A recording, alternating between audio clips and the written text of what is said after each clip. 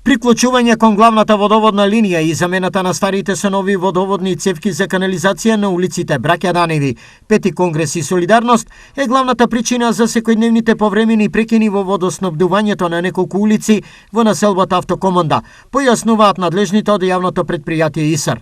Како колатерална последица се прекините во водоснабдување и во соседните улици од населбата. Активност се очекува да завршат до крајот на овој месец. Тие прекини ќе бидат краткотрајни.